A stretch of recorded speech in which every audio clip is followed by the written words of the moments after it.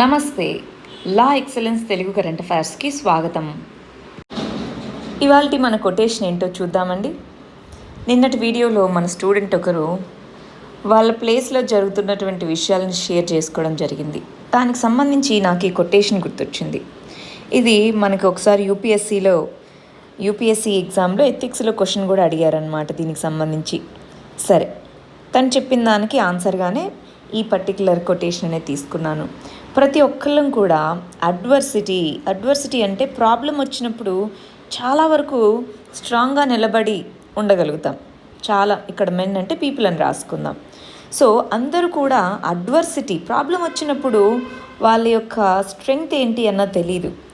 ఎప్పుడైతే మనం ఒక పర్సన్కి పవర్ ఇస్తామో ఆ పవర్ ఇచ్చినప్పుడు వాళ్ళ రియల్ క్యారెక్టర్ ఏంటో, వాళ్ళ రియల్ నేచర్ ఏంటో బయటపడుతుంది. గమనిస్తున్నారా? అంటే కష్టపడుతున్నాడు మనిషి, కష్టపడేటప్పుడు వాళ్ళ రియల్ నేచర్ క్యారెక్టర్ బయటికి రాకపోవచ్చు ప్రాబ్లమ్స్లో, కానీ వాళ్ళకి పవర్ ఇచ్చినప్పుడు అప్పుడు తెలుస్తుంది. సో అందుకే చెప్తారనమాట, ఎవరినైనా మీరు టెస్ట్ చేయాలి అంటే వాళ్ళకి పవర్ ఇచ్చి చూడండి, పవర్లో వాళ్ళు ఎలా బిహేవ్ చేస్తారన్నదే వాళ్ళ నిజమైన స్వరూపం అని అంటారు. ఇప్పుడు మనకు కూడా అంతే. ఎగ్జామ్ రాసినన్ని రోజులు స్టూడెంట్, ఒక ఆస్పిరెంట్గా ఉన్నన్ని రోజులు వేరేలాగా, వాళ్ళకి ఇది రాగానే ఎలా మారిపోతారు అన్నది క్వశ్చన్ అనమాట యాక్చువల్గా. సో ఎలా మారిపోతారు అంటే పవర్ వస్తే మార్పు అనేది చాలా మందిలో వస్తుంది. ఇప్పుడు మనకి అపోజిషన్ పార్టీ, రూలింగ్ పార్టీ అంతే. అపోజిషన్లో ఉన్నప్పుడు పార్టీ ఒకలాగా బిహేవ్ చేస్తుంది, పవర్ వచ్చాక ఇంకొకలా ఉంటుంది. అది ఎవరైనా సరే, ఏ పార్టీ అయినా సరే, ఎక్కడైనా సరే పవర్ అనేది చాలా చాలా చేంజెస్ని తీసుకొని వస్తుందన్నమాట. సో ఒక రియల్ మనిషి యొక్క రియల్ నేచర్ ఏంటి అని కనుక్కోవాలంటే పవర్ ఇచ్చి చూడండి అంటారు. అందుకే ఇలాంటి స్టేట్మెంట్స్ని రియల్ లైఫ్కి ఎలాగ అన్వయించుకోవచ్చు అలాగ అడుగుతూ ఉంటారు క్వశ్చన్స్. సో మనం జనరల్గా సొసైటీ గురించి ఆలోచిస్తూ ఇవి చూసుకుంటాం, ఎగ్జామ్ పాయింట్ ఆఫ్ వ్యూలోనూ ఇవి చూసుకుంటూ వెళ్ళాలి. సరే, నిన్న ఇచ్చినటువంటి ప్రిలిమ్స్ క్వశ్చన్స్కి ఆన్సర్స్ చూద్దామండి. ఫస్ట్ క్వశ్చన్ వచ్చేసి బీ సెల్స్ అని ఇమ్యూనిటీకి సంబంధించిందనమాట. ఫస్ట్ క్వశ్చన్ యాంటీబాడీస్కి సంబంధించి చూడండి. బీ సెల్స్ అనేవి యాంటీబాడీస్ని ప్రొడ్యూస్ చేస్తాయి, అవునా? ఎస్. అన్ని యాంటీబాడీస్ సింగిల్ బీ సెల్ మీద ఉండేటటువంటి అన్ని యాంటీబాడీస్ కూడా ఒకే టైప్కి సంబంధించి ఉంటాయి అన్నారు. నిన్న ఏం నేర్చుకుందాం? కాదు అనుకున్నాం, అవునా? సో ఇది తీసేద్దాం. ఒకటోది కరెక్ట్. మూడోది చూడండి, మనకి ప్యాథోజన్స్ బాడీలోకి వచ్చినప్పుడు వాటిని యాంటీబాడీస్ ద్వారా మనం వాటిని న్యూట్రలైజ్ చేస్తూ వెళ్తే ఆ పర్టికులర్ ఇమ్యూనిటీనే హ్యూమోరల్ ఇమ్యూనిటీ అని అన్నాం, అవునా? ఎస్. సో 1, 3 కరెక్ట్ అనమాట. ఆన్సర్ ఏమవుతుంది? సి అవుతుంది. రెండో క్వశ్చన్ చూడండి, ప్రధానమంత్రి మత్స్య సంపద యోజన. ఈ ప్రధానమంత్రి మత్స్య సంపద యోజన కింద మనకి 4 స్టేట్మెంట్స్ ఇచ్చి వాటిలో ఏది ఇన్కరెక్టో కనుక్కోండి అన్నాం. ఫస్ట్ గమనించండి, ఇదొక అంబ్రెల్లా స్కీమ్, ఇన్సూరెన్స్ ప్రొవైడ్ చేస్తుంది బోట్స్కి, ఫిషర్మెన్కి. ఇది కరెక్ట్ స్టేట్మెంటే కదా? ఎస్. ఇది ఫిషరీస్లో ఎక్స్పోర్ట్స్ అండి, ఫిషరీస్ అని రాసుకోండి. ఫిషరీస్లో ఎక్స్పోర్ట్స్ని డబల్ చేసేందుకు దీని యొక్క ఎయిమ్ అన్నారు. ఇది కూడా కరెక్ట్ స్టేట్మెంటే. ఇది సెంటర్ స్టేట్ రెండు కలిసి ఇంప్లిమెంట్ చేస్తాయన్నారు. ఇది కూడా కరెక్టే. మరి ఏది ఇన్కరెక్ట్? ఏది కాదనమాట. పైన చెప్పిన మూడు కూడా కరెక్ట్ స్టేట్మెంట్సే. సరే, మూడో క్వశ్చన్ గమనించండి. హీట్ వేవ్స్ అనేది వెస్ట్రన్ మరియు సదర్న్ ఇండియన్ స్టేట్స్లో ఎక్కువ ప్రివలెంట్గా ఉంటాయి. సదర్న్ గమనించాలి, కోస్టల్ అనలేదు వాళ్ళు, సదర్న్ ఇండియన్ స్టేట్స్ అంటున్నారు. వెస్ట్రన్ డిస్టర్బెన్స్ అనేవి ఈ హీట్ వేవ్స్ యొక్క ఇంపాక్ట్ని బాగా పెంచుతాయి. ఎగ్జాజర్బేట్ అంటే పెంచడము అని. వెస్ట్రన్ డిస్టర్బెన్స్ తగ్గిస్తాయి. సో ఇది తప్పు. ఇక్కడ వెస్ట్రన్ మరియు సదర్న్ కోస్టల్ అనుంటే కరెక్ట్ అయి ఉండేది. బట్ ఓవరాల్గా సదర్న్ స్టేట్స్లో మన టీఎస్, ఏపీ వస్తాయి కాబట్టి ఇవి ఇక్కడ ప్రివలెంట్ అన్నారు. సో మనము ఓన్లీ అని ఇవ్వలేదు కదా. సో సదర్న్ స్టేట్స్ అని ఇచ్చారు కాబట్టి ఒకటో స్టేట్మెంట్ కరెక్ట్గా తీసుకుంటాం. ఆన్సర్ ఏ అవుతుంది. నాలుగో క్వశ్చన్కి వచ్చేయండి, ఏది ఇన్కరెక్ట్ మ్యాచో కనుక్కోండి అంటున్నారు. రెమ్డెసివిర్ ఇది ఎబోలా ట్రీట్మెంట్కి వాడతారు, అవును. ఇంటర్ఫెరాన్ బి మల్టిపుల్ స్క్లీరోసిస్కి వాడతారు, అవును. హైడ్రోక్లోరోక్వైన్ మలేరియా ట్రీట్మెంట్కి, అవును. లొపినవిర్ అనేది డెంగ్యూ ట్రీట్మెంట్కి అంటున్నారు, అవునా? కాదు. దేనికి? హెచ్ఐవి ట్రీట్మెంట్కి. ఆన్సర్ ఏమవుతుందండి? డి అన్నమాట. ప్రతి ఒక్కళ్ళు ఆన్సర్ చేయడానికి ట్రై చేయండి. ఆన్సర్ చేస్తేనే మీరు ఎంతవరకు అర్థమవుతుందో నాకు అర్థమవుతుంది. సరే, ఇవాళ మన ఆర్టికల్ ఏంటో చూద్దామా. ఫస్ట్ ఆర్టికల్ వచ్చేసి డొనాల్డ్ ట్రంప్ యుఎస్ఏ ప్రెసిడెంట్ వచ్చేసి ఇండియా చైనా మీరిద్దరు గొడవ పడకండి, కావాలంటే మధ్యవర్తిగా నేను వస్తాను అని చెప్పారనమాట. దాంతో మా ఇద్దరి మధ్య గొడవలు ఎక్కడున్నాయి, మేమిద్దరు మంచి ఫ్రెండ్స్ అన్నట్టుగా చైనాకు సంబంధించిన అంబాసిడర్ చెప్పడం జరిగింది. సరే, దీన్ని మనం దేని కింద చదువుకుందాం, ఇంటర్నేషనల్ రిలేషన్స్లో చదువుకుందాము. ఇండియా చైనా బార్డర్ డిస్ప్యూట్ అన్న కంటెక్స్లో చదువుకుందామండి. మరి ఇక్కడ నేర్చుకోవాల్సిన పాయింట్ ఏంటి, అసలు ఇండియా చైనా మధ్యలో eastern sector, central sector, southern sector, ఈ సెక్టార్స్లో ఎక్కడెక్కడ ఏమేమి ప్రాబ్లమ్స్ ఉన్నాయి చాలాసార్లు చదువుకున్నాం కదా. మనకి లాస్ట్ వీక్ అంతా కూడా ఇండియా చైనాకి సంబంధించిన చాలా వీడియోస్లో మనం దీని గురించి చదువుకున్నాం. ఒకసారి ఆ నోట్స్ తీసి రివైజ్ చేసుకోవాలి. లేదు మా దగ్గర మేము చూడలేదు అనుకుంటే వీడియోస్లో అయినా చూసుకోవచ్చండి. సరే, నెక్స్ట్ వచ్చేసి ఏం చూద్దాం. ఇప్పుడు స్పెసిఫిక్గా లదాఖ్ ప్రాంతంలో ఈ అక్సై చిన్ అనేటటువంటి ప్రాంతం కదా, ఈ అక్సై చిన్ అనేటటువంటి ప్రాంతంలో ఉన్న కాన్ఫ్లిక్ట్ ఏంటి, దాన్ని ఎందుకు వచ్చింది, దాన్ని ఎలా రిజాల్వ్ చేయాలి, వే ఫార్వర్డ్ ఏంటి, ఇవి 3 మనం చూద్దాము. ఎక్కడెక్కడ బార్డర్ డిస్ప్యూట్స్ ఉన్నాయి, ఏ లొకేషన్స్ అన్నది ప్రిలిమ్స్ పాయింట్ ఆఫ్ వ్యూలో ఇంపార్టెంట్ అయితే, మరి ఇప్పుడు ఏం చేద్దాము అన్నది మెయిన్స్ క్వశ్చన్గా అవ్వచ్చు. చైనా ఇండియా మధ్యలో బార్డర్ ఇష్యూ ఉంది కదా, దాన్ని ఏం చేద్దాము, ఎలా సాల్వ్ చేద్దాం అన్న క్వశ్చన్ అడగచ్చు అనమాట. సరే, ఒకసారి వెస్ట్రన్ సెక్టార్ లదాఖ్లో ఇప్పుడున్నటువంటి అసలు ఆ కాంట్రవర్సీ ఏంటి, అది ఎలా వచ్చింది ఏంటి ఒకసారి చూద్దామా. మనకి ఇనీషియల్గా చాలా డిఫరెంట్ లైన్స్ అనేవి ఉంటాయండి. ఫస్ట్ జాన్సన్ లైన్ అనేది ఉంటుంది. ఈ జాన్సన్ లైన్ అనేది ఇదిగో ఇప్పుడు మనం క్లెయిమ్ చేస్తున్నామే, ఇదంతా కూడా మా లదాఖ్లో ప్రాంతం అని, ఇదంతా కూడా జాన్సన్ లైన్ అనే దాన్ని బేస్ చేసుకునే అన్నమాట. అయితే ఈ జాన్సన్ లైన్ అన్నది అప్పట్లో టిబెట్ అనేది సపరేట్ కంట్రీ అనమాట. సో టిబెట్ అనే దాంతో చేసుకున్నది. అందుకని చైనా ఏమంటుంది, మేము లేం కదా దాంట్లో, సో మేమెందుకు పార్ట్ అవుతాము అని చెప్పేసి ఇప్పుడు మన 2 దేశాల మధ్య లైన్ ఆఫ్ యాక్చువల్ కంట్రోల్గా ఉంటుందేమో ఈ పర్టికులర్ లైన్. ఇప్పుడు దీన్ని లైన్ ఆఫ్ యాక్చువల్ కంట్రోల్ అని అంటున్నాం.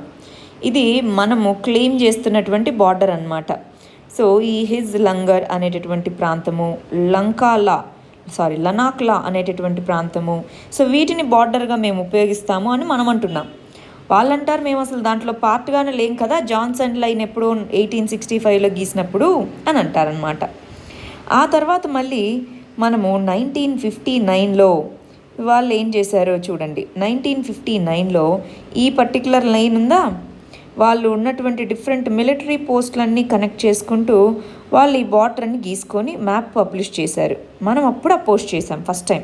వాళ్ళు అంతకుముందే ఇదిగో ఇక్కడ ఈ రోడ్ లాంటిది కనిపిస్తుందా, ఈ రోడ్ అనేది వాళ్ళకు అటు సైడ్ ఉన్నటువంటి జిన్జియాంగ్ ప్రావిన్స్ అని అంటాము, ఆ ప్రావిన్స్ని, ఇటు సైడ్ ఉన్న టిబెట్, అవి 2 కూడా వాళ్ళకి ఎక్కువ కాన్ఫ్లిక్ట్ ఉన్న ప్రాంతాలు.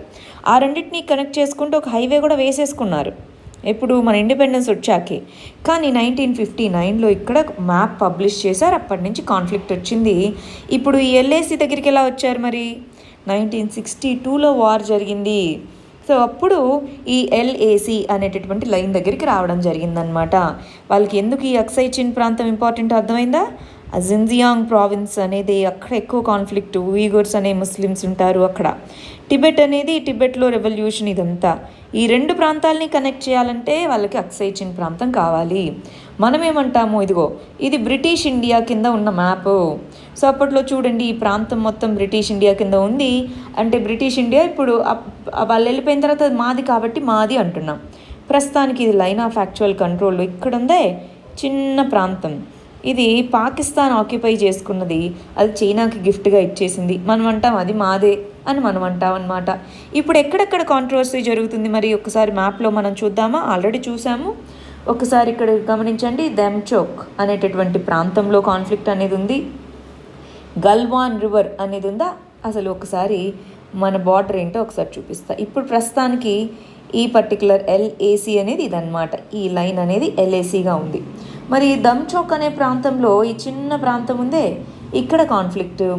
ఈ లేక్ ఉందా, ఇక్కడ పాంగ్సో లేక్ అని చెప్పేసి ఈ లేక్ దగ్గర కాన్ఫ్లిక్ట్, ఈ గల్వాన్ వ్యాలీ ఇక్కడ కాన్ఫ్లిక్ట్.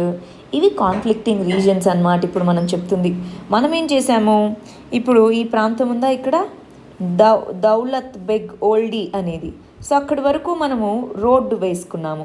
సో మీరు రోడ్డు వేసుకున్నారు, దగ్గరగా వస్తున్నారు అని చెప్పి అక్కడ ఇంకొక కాన్ఫ్లిక్ట్, ఇలాగ కాన్ఫ్లిక్ట్ అనమాట. ఇక్కడ గమనిస్తున్నారా, ఇది అక్సై చిన్ రోడ్ అనమాట. ఈ అక్సై చిన్ రోడ్ అనేది టిబెట్ని మరియు చైనాలో ఉన్నటువంటి జిన్జియాంగ్ ప్రావిన్స్ని కలుపుతూ వేసుకున్నటువంటి రోడ్ అనమాట.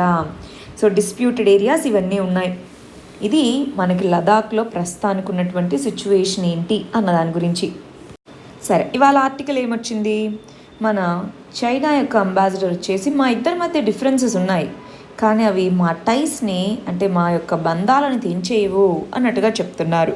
మన ప్రెసిడెంట్ ఏమో మీ ఇద్దరికి కావాలంటే నేను మీడియేట్ చేస్తా అని చెప్పేసి మాట్లాడడం అనమాట. మీరు గమనించే ఉంటారు, కాశ్మీర్ విషయంలో కూడా మీ ఇద్దరికి కావాలంటే నేను మీడియేట్ చేస్తానని మన ఇద్దరు పాకిస్తాన్ మరి మన ఇండియా మధ్యలో నేను మీడియేటర్గా ఉంటానని చెప్పారు. ఇక్కడ కూడా నేను మీడియేట్ చేస్తాను అన్నారు. మనము ఎప్పుడు కూడా ఒకటి గుర్తుపెట్టుకోవాలి, మన ఫారిన్ పాలసీ, ఇండియా యొక్క ఫారిన్ పాలసీలో ఇంపార్టెంట్ పిల్లర్ ఏంటి అంటే, మనం ఏదైనా వేరే కంట్రీతో కాన్ఫ్లిక్ట్ ఉంటే దాన్ని బైలేటరల్గానే సాల్వ్ చేసుకుంటాము, మేము వేరే కంట్రీస్ని ఆశ్రయించము అన్నది మన పాలసీ అన్నమాట. ఫారిన్ పాలసీలో మనము అప్పట్లో నెహ్రూ గారు ఉన్నప్పుడు యునైటెడ్ నేషన్స్ని నమ్ముతాం, వీళ్ళు వచ్చి మీడియేట్ చేస్తారు అని.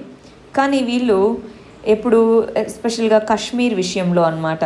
కానీ వీళ్ళు అప్పట్లో యుఎస్ఏ పాకిస్తాన్కి కొంచెం ఫేవర్గా ఉండడం వల్ల మన ఇండియాకి ఏం చేయరన్నమాట. అప్పటి నుంచి మనకు అర్థమవుతుంది, హార్డ్గా మనం నేర్చుకుంటాం లెసన్, ఇంకెప్పుడు వీళ్ళెవరిని నమ్మకూడదు, ఏదున్నా బైలేటరల్గానే అని. అందుకే ఇప్పుడు కూడా పాకిస్తాన్తో బార్డర్ డిస్ప్యూట్ ఉన్నా, మయన్మార్తో ఉన్నా, బంగ్లాదేశ్తో ఉన్నా, చైనాతో ఉన్నా, ఎవరితో ఉన్నా సరే బైలేటరల్గా అంటున్నాం. ఇప్పుడు నేపాల్తో అయినా సరే బైలేటరల్గా మాత్రమే సాల్వ్ చేసుకుంటామని మనం అలా చెప్తున్నాం. ఇది ఇందాక గమనించారు కదా మ్యాప్లో ఎల్ఏసీలో ఏంటి ఎక్కడెక్కడ కాన్ఫ్లిక్ట్స్ ఉన్నాయో. నెక్స్ట్ ఆర్టికల్ వచ్చేసి కోవిడ్-19కి సంబంధించినటువంటి అప్డేట్స్ అండి. దాంట్లో ఒకటి వచ్చేసి టెస్టింగ్, ఆర్టీపీసీఆర్ టెస్ట్ అన్నది 4500కి ఫిక్స్ చేశారు. దాన్ని తీసేస్తున్నాం, స్టేట్స్ అనేవి ల్యాబ్స్తో నెగోషియేట్ చేసుకోండి, మీరే ప్రైస్ని ఫిక్స్ చేసుకోండి అని చెప్పారనమాట సెంట్రల్ గవర్నమెంట్. దీన్ని మనం దేని కింద చదువుకుందాం, కోవిడ్-19. ఈ కోవిడ్-19కి సంబంధించిన దాంట్లో అంటే హెల్త్, సోషల్ జస్టిస్లో హెల్త్ కేర్లో చదువుకుందాము. కోవిడ్-19 యొక్క ఇంపాక్టు, కోవిడ్-19 యొక్క టెస్టింగ్. ఫస్ట్ టెస్టింగ్, ఇది వచ్చేసి కోవిడ్-19 దాని ద్వారా వచ్చినటువంటి ఇంపాక్ట్స్లో క్రైసిస్ ఏ విధంగా ఉంది అని చూపిస్తూ ఇక్కడండి. ఇక్కడ మీరు గమనిస్తే ఈ ఫోటోలో ఉన్న చైల్డ్ ఎవరైతే ఉన్నారో వాళ్ళ మదర్ చనిపోయారనమాట. సో అంటే చాలామంది అంటే ముందుగానే ఆవిడకి ఇల్నెస్ ఉంది, జబ్బు ఉంది అని చెప్తున్నారు. ఏదేమైనా సరే చాలామంది మీరు గమనించి చూస్తే ఈ ట్రావెల్ టైంలోనే చనిపోతున్నారు. వాళ్ళకి మరి హ్యూమన్ డిగ్నిటీ అనేది ఒకటి ఉంటుంది. అంటే basic minimum food, travel facilities ఇలాంటివి కల్పించగలగాలి గవర్నమెంట్ అనేది చర్యలు తీసుకోవాలి. మనం గమనించి చూస్తే సుప్రీంకోర్టు కూడా మనకి ఇదిగో ఫుడ్ ట్రాన్స్పోర్ట్ ఫెసిలిటీస్ కల్పించండి అన్నారు. చాలా హైకోర్ట్స్ ఇప్పటికీ దీని గురించి చెప్పడం జరిగింది. సరే, అది దీని గురించి. మరి ఇక్కడ మనం గమనించి చూస్తే testing, RTPCR, reverse transcription polymerase chain reaction అనేటటువంటి టెస్ట్ ఏదైతే ఉందో ఆ టెస్ట్కి 4500 రూపాయలని ఫిక్స్ చేసింది ఐసీఎంఆర్. దాన్ని స్టేట్ గవర్నమెంట్సే మీరే నెగోషియేట్ చేసుకోండి, లార్జ్ స్కేల్లో టెస్ట్ చేపట్టాలి కాబట్టి మీరు కావాలంటే లెస్ ప్రైసెస్కే నెగోషియేట్ చేసుకోవచ్చు. ఇండిజినస్ టెస్టింగ్ కిట్స్ ఇవన్నీ కూడా వస్తున్నాయి కాబట్టి మీరు లెస్ ప్రైసెస్కైనా ఫిక్స్ చేసుకోండి, మీరే ఫిక్స్ చేసుకోండి, ప్రైస్ కంట్రోల్స్ని తీసేస్తున్నాము అన్నారు. మనం ఏం చేద్దాము, చాలా చాలా ఇంపార్టెంట్ ఆర్టీపీసీఆర్ గురించి క్వశ్చన్ అడగచ్చు. యూపీఎస్సీలో మరియు ఏపీపీఎస్సీ, టీఎస్పీఎస్సీస్లో వీటన్నిటిలో ప్రిలిమ్స్లో అడగచ్చు. మన గ్రూప్స్ ఎగ్జామ్స్లో అయితే మెయిన్స్లో ఆర్టీపీసీఆర్ ప్రాసెస్ ఏంటి, మెథడ్ ఏంటి అని అడగచ్చు. ఒకసారి దాని గురించి జాగ్రత్తగా చదువుకోవాలండి. నెక్స్ట్ ఆర్టికల్ వచ్చేసి లోక్యస్ట్ స్వామ్, దీనికి సంబంధించింది. ప్రిలిమ్స్కి మెయిన్స్కి రెండింటికి చాలా ఇంపార్టెంట్. దీన్ని మనం అగ్రికల్చరల్ డిజాస్టర్స్ అనే దాని కింద చదువుకుందాము. అటు జాగ్రఫీలోను ఇటు డిజాస్టర్ మేనేజ్మెంట్లోనూ చదువుకుందామండి. ఇక్కడ వచ్చేటప్పటికి డెజర్ట్ లోక్యస్ట్ అంటే ఈ మిడత పురుగులు అంటాము. ఈ మిడత పురుగుల యొక్క దండయాత్ర అన్నమాట, నందయాత్రలాగా చాలా వరకు వస్తున్నాయి. మరి దీనికి సంబంధించి అసలు ఈ డెజర్ట్ లోక్యస్ట్ అంటే ఏంటి, అవి ఏ ప్రాంతాల నుంచి వస్తున్నాయి, ఏ ప్రాంతాల నుంచి మైగ్రేట్ అయ్యి మన ప్రాంతాలకు వస్తున్నాయి, హిస్టారికల్గా ఏమైనా ఉన్నాయా, ఎగ్జాంపుల్స్ హిస్టారికల్గా మనకి ఇంతకుముందు కూడా ఏమన్నా ఇలాంటి ఇంపాక్ట్ అనేది చూపించిందా, లేదా ఇదే ఫస్ట్ టైమా ఈ లోక్యూస్ట్ అటాక్ చేయడం అన్నది. సరే, ఇవన్నీ కూడా ప్రిలిమ్స్ పాయింట్ ఆఫ్ వ్యూలో. మెయిన్స్ పాయింట్ ఆఫ్ వ్యూకి వచ్చేటప్పటికి దాని యొక్క ఇంపాక్ట్ ఏంటి అన్నది చదువుకుంటాము. దానికి సంబంధించి ఏదన్నా ఇన్స్టిట్యూషన్స్ ఉన్నాయా, ఏవైనా సంస్థలు వార్నింగ్ ఇచ్చేందుకు కానీ అవి ఏమైనా ఉన్నాయా, మరి దీనికి ఏం మెజర్స్ తీసుకున్నారు ఆల్రెడీ, ఫర్దర్గా ఏం చేయాలి, 4 నుంచి ఈ 7వ పాయింట్ వరకు మనం మెయిన్స్ పర్స్పెక్టివ్లో చూసుకోవాలండి. మిగిలినవి ప్రిలిమ్స్ పర్స్పెక్టివ్లో చూద్దాం. మరి దీన్ని ఇంతకుముందు చదివామా లేదా? రైట్, ఈ ఆర్టికల్ ఇదే విషయం గురించి చాలా డీటెయిల్డ్గా ఒక 10 మినిట్స్ ఎక్స్ప్లెనేషన్ మనము 23rd రోజు వీడియోలో చూసాము. అసలు డెజర్ట్ లోక్యూస్ట్ మిడత పురుగులు అంటాము. ఫస్ట్ పాయింట్ ఏంటి, ఇండివిజువల్గా ఉన్నప్పుడు అవి ఎంత హార్మ్ఫుల్ కావు, అవి ఎప్పుడైతే గ్రూప్గా మారతాయో అప్పుడు అవి పంట పొలాల్ని వీటిని నాశనం చేస్తాయి. మరి దీనికి ఏ విధంగా మనం ఎదుర్కోవచ్చు, ముందుగానే ఎర్లీ వార్నింగ్ అనేది ఉండాలి. ఈ ఎర్లీ వార్నింగ్ అనేది ఉంటే పెస్టిసైడ్స్ని వాటిని స్ప్రే చేసుకోవడం ద్వారా వీటిని అరికట్టవచ్చు. ఇవన్నీ చదువుకున్నాం మనం, గుర్తుందా? ఈ వీడియోలో చదువుకున్నాం. ఎవరైనా చూడని వాళ్ళు ఉంటే చూడండి. మరి ఏ ప్రాంతం నుంచి ఏ ప్రాంతానికి వచ్చాయి? ఇది ఈస్టర్న్ ఆఫ్రికా. ఈ ప్రాంతంలో ఒక పెద్ద డిజాస్టర్ లాగా మారాయి 2018-19 సంవత్సరాల్లో. మరి అక్కడి నుంచి మరి అది అరేబియన్ పెనిన్సులాని దాటుకొని వస్తూ ఇదిగోండి ఇక్కడి నుంచి ఇక్కడికి, ఇక్కడి నుంచి ఇక్కడికి, ఇలా పాకిస్తాన్ మీదుగా ఇండియాకి వస్తుంది. దాని మీనింగ్ పాకిస్తాన్ మన మీదకి వదిలింది అని కాదండి, అర్థమవుతుందా? చాలామంది ఇలాగా తప్పుగా ప్రచారం చేస్తూ ఉంటారు, పాకిస్తాన్ కావాలని వదిలిపెట్టింది, అలా కాదనమాట. దానికి ఒక పాత్ అనేది ఉంది. మరి ఎందుకు పెరుగుతుంది అన్నదానికి ఇండియన్ ఓషన్ డైపోల్ అనే కాన్సెప్ట్ గురించి డీటెయిల్డ్గా చూసాం, అవునా? టెంపరేచర్స్ పెరగడం, దానివల్ల ఇటు సైడ్ ఆఫ్రికాలో అరేబియన్ డెజర్ట్లో వర్షాలు పడ్డము, దీనికి అనుకూలంగా ఉండడంతో ఈ మిడతల సంఖ్య ఎక్కువగా పెరగడము, దానివల్ల అవి అన్కంట్రోలబుల్గా వస్తున్నాయి అనుకున్నాం. అదేనా మనం చదువుకుంది? సరే, ఇప్పటివరకు మనం చదువుకుందంతా ఒక టేబుల్ లాంటి దాంట్లో చూద్దామా? ఇక్కడ చూడండి, డెజర్ట్ లోక్యూస్ట్కి సంబంధించి అది ఎక్కడెక్కడ, ఆఫ్రికా, నియర్ ఈస్ట్ అంటే మన middle east, south west Asia, వీటన్నిటిలో ఓవరాల్గా 30 దేశాల్లో ఇది ఇంపాక్ట్ చూపిస్తుంది. మన ఇండియా, పాకిస్తాన్, బంగ్లాదేశ్, ఆఫ్ఘనిస్తాన్, ఇక్కడ మన Arabian countries, east African countries, ఇవన్నీ కూడా దీనివల్ల ఇంపాక్ట్ అవుతాయండి. మరి దీని యొక్క ఎందుకు రీసెంట్గా దీని యొక్క ఇంటెన్సిటీ పెరుగుతుంది అంటే, అన్యూజువల్గా వెస్ట్రన్ అరేబియన్ డెజర్ట్ ఈ ప్రాంతంలో రెయిన్ఫాల్ రావడము, దీనివల్ల గ్లోబల్ వార్మింగ్ వల్ల. ఈస్ట్ ఆఫ్రికన్ రీజన్లో కూడా పాజిటివ్ ఇండియన్ ఓషన్ డైపోల్ వల్ల వర్షం రావడము. పాజిటివ్ ఇండియన్ ఓషన్ డైపోల్ అంటే ఏంటో ఇందాక చూపించిన వీడియోలో చూడాలి. సో కంట్రీస్ అనేవి పెస్ట్ని కంట్రోల్ చేయలేకపోతున్నాయి. ఇప్పుడు ప్రస్తుతానికి లాక్డౌన్ ఉంది. ఈ లాక్డౌన్లో కంట్రీస్ కోఆర్డినేటెడ్గా దీని మీద యాక్షన్ తీసుకోలేకపోతున్నాయి ఇలాంటి వాటి వల్ల. మరి ఏం ఇంపాక్ట్ వస్తుంది? స్టాండింగ్ క్రాప్, అప్పుడు క్రాప్ ఏదైనా ఉందనుకోండి పొలంలో, అది లాస్ వస్తుంది, లైవ్లీహుడ్స్ పోతాయి, ఫుడ్ ఇన్సెక్యూరిటీ వస్తుంది, ఇవన్నీ కూడా ప్రాబ్లమ్సే. మరి దానికోసం మనకి లోక్యూస్ట్ వార్నింగ్ ఆర్గనైజేషన్ అనేది జోధ్పూర్లో ఉంది, అది మనకి వార్నింగ్ ఇస్తుంది. మనకి ఇంటర్నేషనల్ లెవెల్లో అయితే FAO, food and agricultural organization అనేది కోఆర్డినేటింగ్ బాడీ. మరి ఏం చేద్దాం, ఏ విధంగా యాక్షన్ తీసుకుంటారు? కెమికల్ పెస్టిసైడ్స్ని స్ప్రే చేయడము, ముందుగానే ఎర్లీ వార్నింగ్స్ తీసుకోవడం, ఇవన్నీ చేయాలి. ఇది మనకి మెయిన్స్ పర్స్పెక్టివ్లో అడగచ్చండి. అదే కాకుండా మనము మెయిన్స్ పర్స్పెక్టివ్లో ఇలా కూడా అడగచ్చు. చూడండి, మీరు ఒక డిస్ట్రిక్ట్ మ్యాజిస్ట్రేట్, మీరు లోక్యూస్ట్ వార్నింగ్ ఉంది అని చెప్పేసి జోధ్పూర్ దీని నుంచి మనకి వార్నింగ్ వచ్చింది, మీరు ఎటువంటి మెజర్స్ తీసుకుంటారు? ఇప్పుడు చూడండి, మనకి తెలంగాణకి ఈ మహారాష్ట్ర నుంచి ఇది వచ్చే అవకాశం ఉంది అని న్యూస్ ఆర్టికల్స్ వచ్చాయి. ఎటువంటి మెజర్స్ తీసుకోవచ్చు? ఇంటిగ్రేటెడ్ పెస్ట్ మేనేజ్మెంట్ అనేది చేసుకోవచ్చు. రెండోది, పీపుల్లో అవేర్నెస్, ప్రజల్లో ఎస్పెషల్గా ఫార్మర్స్లో అవేర్నెస్ అన్నది తీసుకొని రావచ్చు.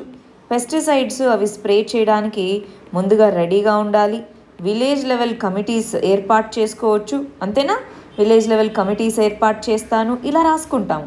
నేను డిస్ట్రిక్ట్ కలెక్టర్ని అయితే ఇలాంటి చర్యలు తీసుకుంటాను, వీళ్ళ దగ్గర నుంచి వార్నింగ్ ఇది ఇలా ఇంపాక్ట్ చేస్తుంది కాబట్టి ముందుగా అవేర్నెస్ కల్పించాలి. సైంటిస్టులు వాళ్ళందరితో కలిపి ఒక కమిటీని ఫామ్ చేస్తాను.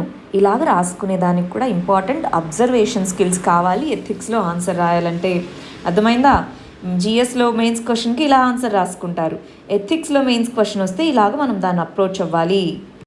సో దానికి సంబంధించింది లోక్యూస్ట్ వార్నింగ్ ఆర్గనైజేషన్ అనేది మనకి చెప్పడం జరిగింది. ముందు కూడా వచ్చాయండి, కానీ ఇప్పుడు ఇంకా స్పెసిఫిక్గా మనకి east Punjab agricultural disease weeds act అని ఉంది. దాని కింద డిస్ట్రిక్ట్ కలెక్టర్కే పవర్స్ ఉంటాయి. దీంట్లో అర్థమవుతుంది, ఆ డిస్ట్రిక్ట్ కలెక్టర్కి పవర్స్ ఉంటాయి. దీన్ని అగ్రేరియన్ డిజాస్టర్గా కూడా మనం పిలుస్తూ ఉంటాము. ఫార్మింగ్ని థ్రెట్ చేస్తాయి. పాజిటివ్ ఇండియన్ డైపోల్ ఇందాక చెప్పినవన్నీ ఇక్కడ ఉన్నాయి. ఒక్కసారి దీన్ని రివిజన్ చేసుకోవడమే.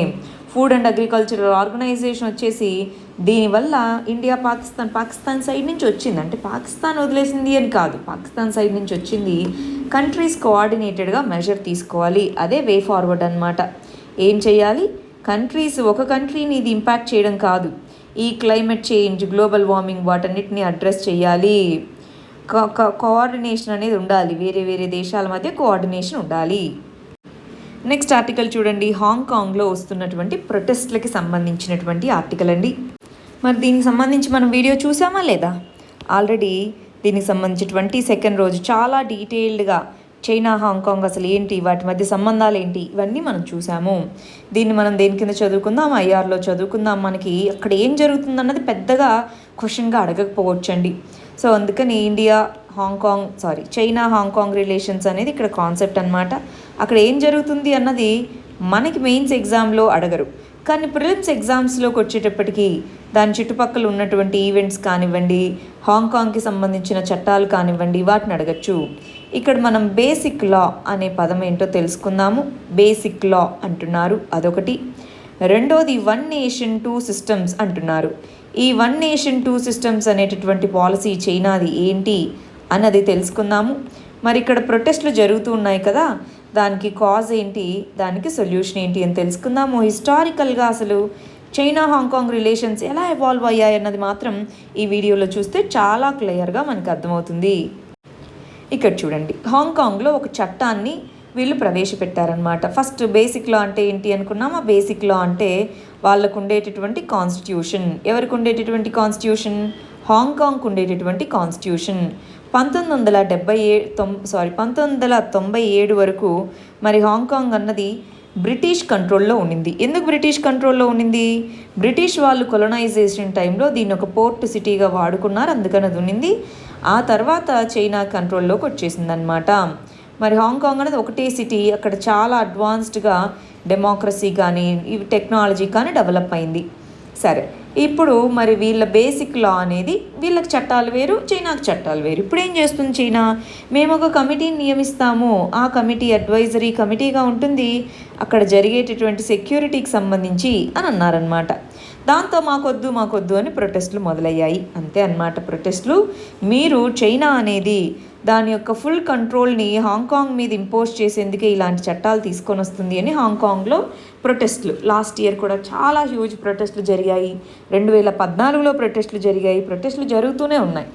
2 సిస్టమ్స్ డిఫరెంట్ కాబట్టి ఇక్కడ గవర్నమెంట్ అన్నది దీన్ని ఫోర్స్ చేయడం కాదు, దీనికంటూ అటానమీ ఉంచడం వల్ల మరి ఈ పర్టికులర్ ఏరియా కంట్రీలో ఇంటిగ్రేటెడ్గా ఉంటుంది, పీస్ అనేది ఉంటుంది.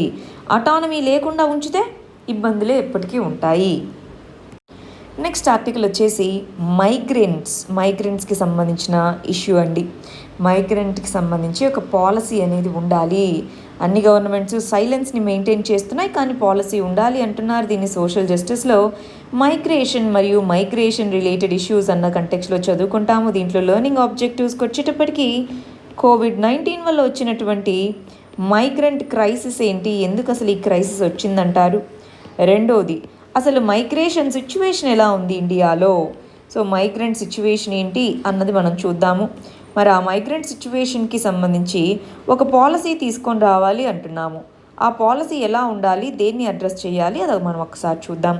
మైగ్రెంట్ క్రైసిస్ ఎందుకు వచ్చిందండి? లాక్డౌన్ అన్నారు. ఈ లాక్డౌన్తో చాలామందికి ఉద్యోగాలు ఇవన్నీ కోల్పోయాయి. దాంతో వాళ్ళ యొక్క ప్రదేశాలకు వాళ్ళు వెళ్ళడం మొదలుపెట్టారు. Urban to rural reverse migration మొదలైంది. దానివల్ల ట్రాన్స్పోర్టేషన్ ఇవన్నీ లేవు, బేసిక్ ఫెసిలిటీస్ సరిగా టైమ్లీగా లేకపోవడము, కన్ఫ్యూజన్ ఉండడంతో క్రైసిస్ అనేది మొదలైంది.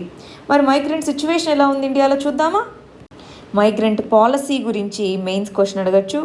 చాలా ఇంపార్టెంట్ ఆస్పెక్ట్ అండి, జాగ్రత్తగా చదువుకోవాలి. ఈ ఆర్టికల్లో ఏం చెప్తున్నారో చూడండి. ఇదిగో మైగ్రెంట్స్ అనేవాళ్ళు 450 మిలియన్ అంటే ఎంత, ఆల్మోస్ట్ 45 కోట్ల మంది మనకి మైగ్రెంట్స్ అనే వాళ్ళు ఉన్నారు 2011 సెన్సస్ ప్రకారం. సో మన ఓవరాల్ అంచనా ఏంటి, పాపులేషన్ గ్రోత్ రేట్ మనం 18%గా మనం చూసుకోగలిగితే, ఓవరాల్గా ఇంటర్నల్ మైగ్రేషన్ గమనించాలి, మనకి మైగ్రేషన్ ఇంటర్నల్ మైగ్రేషన్ ఉండొచ్చు, ఎక్స్టర్నల్ విదేశాలకు వెళ్ళేది ఎక్స్టర్నల్ మైగ్రేషన్ ఉండొచ్చు. మనం ఎప్పుడు ఎక్స్టర్నల్ మైగ్రేషన్కి ఇంపార్టెన్స్ ఇస్తాము, ఇంటర్నల్ మైగ్రేషన్కి ఇంపార్టెన్స్ ఇవ్వట్లేదు. దానికి ఇంపార్టెన్స్ అనేది ఇవ్వాలి అంటున్నారు. మరి దానికి సంబంధించి అసలు మైగ్రేషన్ ఎలా ఉంది, ఇంటర్నల్ మైగ్రేషన్ సిచ్యువేషన్ ఎలా ఉందో ఒకసారి చూద్దామా. ఇక్కడ ఒకసారి ట్రెండ్స్ గమనిస్తున్నారా మైగ్రేషన్ ఇష్యూస్కి సంబంధించి. అసలు మైగ్రేషన్ ఎందుకు అవుతున్నారు క్విక్గా చూద్దాం. బిజినెస్ కోసం, ఎడ్యుకేషన్, మ్యారేజ్, బిజినెస్ మరియు వర్క్, ఇది ప్రైమరీ రీజన్. వేరే ఆఫ్టర్ బర్త్ వేరే ప్లేస్కి వెళ్ళడము, ఇలాంటివన్నీ కూడా సెన్సస్ 2011ని బేస్ చేసుకొని మనం గమనిస్తూ వెళ్తే ఇదేమో ఇంటర్నల్ మైగ్రేషన్. దాంట్లో ఇంటర్ డిస్ట్రిక్ట్ మైగ్రేషన్ అంటే ఒకే రాష్ట్రంలో మైగ్రేట్ అవ్వడము, ఇది స్టేట్ టు స్టేట్, వేరే స్టేట్ నుంచి ఇంకొక స్టేట్కి మైగ్రేట్ అవ్వడము. అంటే మైగ్రెంట్ ఇష్యూ చాలానే ఉందా. మరి ఏమేమి ఛాలెంజెస్, చాలామంది అన్ఆర్గనైజ్డ్ సెక్టార్లో ఉన్నారు. అక్కడ ఉన్న వాళ్ళకి వేరే ప్లేసులకి వెళ్ళిన పొలిటికల్ సోషల్ రైట్స్ ఉండట్లేదు, వెల్ఫేర్ బెనిఫిట్స్ రీచ్ అవ్వట్లేదు, డిస్క్రిమినేషన్ ఎస్పెషల్గా కాంట్రాక్ట్ వర్కర్స్ వీళ్ళందరూ ఎదుర్కొంటున్నారు. ఏం చేద్దాం, one nation one ration card లాంటి స్కీమ్స్ని ఇంప్లిమెంట్ చేద్దాం. లేబర్ లాస్ ఏవైతే ఉన్నాయో స్ట్రిక్ట్గా ఎన్ఫోర్స్ అయ్యేలాగా చూద్దాము. మైగ్రేట్ అయిన ఏరియాస్లో ఓటింగ్ రైట్స్ కల్పించేలాగా, హౌసింగ్ బేసిక్ ప్రొవిజన్స్ కల్పించేలాగా చూద్దాము. ఈ ఆర్టికల్లో వచ్చేసి రూరల్ డెవలప్మెంట్ చేయండి అంటున్నారు. దీనికి తోడుగా ఇంకా ఏమేమి చెప్తున్నారు చూడండి. ఇప్పుడు మైగ్రేషన్కి అసలు కారణం ఏంటి, రూట్ కాజ్ ఏంటి, రూరల్ ఏరియాస్లో డెవలప్మెంట్ లేకపోవడం. సో రూరల్ ఏరియాస్ని డెవలప్ చేయండి, రూరల్ ఎకానమీని బిల్డ్ చేయండి, వర్క్ ఫ్రమ్ హోమ్ ఆప్షన్స్ని ఇవ్వండి, మైగ్రేషన్ ప్లాన్ని ప్రిపేర్ చేయండి. దీనికి సంబంధించి ప్రస్తుతం ఉన్నటువంటి ప్లాన్లో పంచాయత్స్, మున్సిపాలిటీస్ వీటిలో స్పెసిఫిక్గా మైగ్రెంట్స్ ఇక్కడ ఉన్న వాళ్ళలో చాలా వల్నరబుల్గా ఉంటారు కదా, హెల్త్ ఎడ్యుకేషన్కి బడ్జెట్స్ని పెంచండి. ఇవి ఇక్కడ చెప్తున్నటువంటివండి. అంటే ఇక్కడున్న సొల్యూషన్స్తో పాటు రూరల్ ఎకానమీని స్ట్రెంగ్తెన్ చేయాలి, ఒక కాంప్రిహెన్సివ్ మైగ్రేషన్ పాలసీ, వీటన్నిటినీ అడ్రస్ చేస్తూ మైగ్రెంట్స్ యొక్క వెల్ఫేర్ కోసం ఒక పాలసీని తీసుకొని రావాలి. అదండి ఇక్కడ చెప్తున్నటువంటి విషయం. చాలా చాలా ఇంపార్టెంట్. ఒకసారి స్టాటిస్టిక్స్ కూడా చూసుకోవాలి, మెయిన్స్ పాయింట్ ఆఫ్ వ్యూలో దీన్ని అడగచ్చు. నెక్స్ట్ ఆర్టికల్ చూడండి. మనకి అగ్రికల్చర్లో ఉన్నటువంటి ఫార్మర్స్ వాళ్ళ యొక్క బెనిఫిట్స్ని వాళ్ళు పొందుతారు ఇప్పుడు అనుకున్నటువంటి రిఫార్మ్స్తో అంటున్నారు. దీన్ని మనం దేని కింద చదువుకుందాము, ఎకానమీలో అగ్రికల్చర్ మరియు అగ్రికల్చరల్ రిఫార్మ్స్ అన్న దాని కింద చదువుకుందాము. డైమెన్షన్ వచ్చేసి అగ్రికల్చరల్ మార్కెట్ రిఫార్మ్స్. ఇక్కడ చెప్తున్నది అగ్రికల్చరల్ మార్కెట్ రిఫార్మ్స్ గురించి మాట్లాడుతున్నారు. మరి ఇక్కడ లెర్నింగ్ ఆబ్జెక్టివ్స్ వచ్చేటప్పటికి మనకి స్టేట్ లిస్ట్ అగ్రికల్చర్ అనేది. సో స్టేట్లో అగ్రికల్చర్ అనేది ఉండడం వల్ల చాలా ప్రాబ్లమ్స్ అనేవి ఫేస్ చేసింది అగ్రికల్చర్. ఇన్ని సంవత్సరాల తర్వాత కూడా అగ్రికల్చర్లో ఇష్యూస్ అనేవి ఉన్నాయి. మరి వీటిని అడ్రస్ చేస్తూ రీసెంట్గా మనకి ఆత్మ నిర్భర్ అభియాన్ అనే దాని కింద కొన్ని రిఫార్మ్స్ అనేవి ప్రపోజ్ చేయడం జరిగింది. దాంట్లో ఏమేమి చెప్పారు, ఏపీఎంసీ యాక్ట్కి సంబంధించి కొన్ని రిఫార్మ్స్ అన్నారు, ఎసెన్షియల్ కమోడిటీస్ యాక్ట్కి సంబంధించి రిఫార్మ్స్ అన్నారు, కాంట్రాక్ట్ ఫార్మింగ్కి సంబంధించి రిఫార్మ్స్ అన్నారు, కొంత మనీని అగ్రికల్చరల్ ఇన్ఫ్రాస్ట్రక్చర్ కోసం స్పెండ్ చేస్తాము అన్నారు. సో ఇవన్నీ ప్రపోజ్ చేశాక ఫార్మర్స్కి గిట్టుబాటు ధర లభిస్తుంది అన్నట్టుగా ఇక్కడ చెప్తున్నారు. కానీ ఒక్కసారి ఏపీఎంసీ యాక్ట్కి సంబంధించి క్రిటిసిజం మనము 26th వీడియో మీరు చూడండి, 26th మే వీడియో ఒకసారి చూస్తే ఏపీఎంసీ యాక్ట్ని దీన్ని నెగెట్ చేసి ఆల్టర్నేటివ్ వచ్చినంత మాత్రాన మార్కెట్ డెవలప్ అవుతుందా అని మనం చూసాము. ఆ ఆర్టికల్ని దృష్టిలో పెట్టుకొని చదువుకోవాలండి. ఇక్కడ ఓవరాల్గా చెప్తాను చూడండి. ఓవరాల్గా ఆ మెజర్సే ఇందాక మనం ఏవైతే ఆల్రెడీ చదువుకున్నాం వాటి గురించే చెప్పారు. మనకి అగ్రికల్చర్ అనేది ఇంతకుముందు ఇంపోర్ట్ డిపెండెంట్, అగ్రికల్చర్ని మనము ఇంపోర్ట్ చేసుకునే వాళ్ళం, అగ్రికల్చరల్ ప్రోడక్ట్స్ని. PL 480 అనేది ఒక స్కీమ్ అన్నమాట. దీని కింద మనం USA నుంచి వీటిని తెచ్చుకునే వాళ్ళం. డిపెండెన్సీ పెరిగింది, దానికోసం సెల్ఫ్ రిలయన్స్ కావాలి అని చెప్పేసి గ్రీన్ రెవల్యూషన్ అనేది తెచ్చుకున్నాము. ఈ గ్రీన్ రెవల్యూషన్కి ముందుగానే మరి ఫుడ్ షార్టేజెస్ని వీటిని అడ్రస్ చేయాలి అని చెప్తూ మనకి కొన్ని చట్టాలు అనేవి ప్లేస్ చేయడం జరిగింది గవర్నమెంట్. ఆ చట్టాల్లో ఏపీఎంసీ చట్టము అని, ఈ ఎసెన్షియల్ కమోడిటీస్ యాక్ట్ చట్టము అని ముందుగానే ఉన్నాయి. గ్రీన్ రెవల్యూషన్ వచ్చిన తర్వాత సిచ్యువేషన్ మారిపోయింది. ఇప్పుడు సర్ప్లస్ అనేది ప్రొడ్యూస్ అవ్వడం మొదలుపెట్టింది. ఇంతకుముందు ఎలా ఉండేది? సర్ప్లస్ కాదు, ఫుడ్ డెఫిసిట్ అనేది ఉండేది. అందువల్ల ఈ చట్టాలు పనిచేశాయి. ఇప్పుడు సర్ప్లస్ వచ్చింది. సర్ప్లస్ వచ్చినప్పుడు మరి ఫార్మర్స్కి మార్కెటబుల్ సర్ప్లస్ అని అంటామండి. మార్కెటబుల్ సర్ప్లస్ అంటే ఏంటి? అమ్ముకోదగినటువంటి సర్ప్లస్. ఇంతకుముందు ఎలా ఉండేది అగ్రికల్చర్? సబ్స్టిట్యూషన్. సో ఈ సబ్స్టిట్యూషన్ అగ్రికల్చర్ అనేవాళ్ళం అనమాట. సబ్స్టిట్యూషన్ అగ్రికల్చర్ అంటే ఏంటి? మనకి తినడానికి ఉండేంత అగ్రికల్చర్ అనమాట. ఇప్పుడు సర్ప్లస్ అగ్రికల్చర్కి వచ్చింది. అంటే ఇలాంటి సందర్భంలో మనకి ఏది ఇంపార్టెంట్? మార్కెట్స్ అనేవి ఇంపార్టెంట్. ఆ మార్కెట్స్ని మరి ఫ్రాగ్మెంట్ చేస్తున్నాయి ఇవన్నీ అని చెప్పి మేము ఇప్పుడు రిఫార్మ్స్ తీసుకొని వచ్చాము.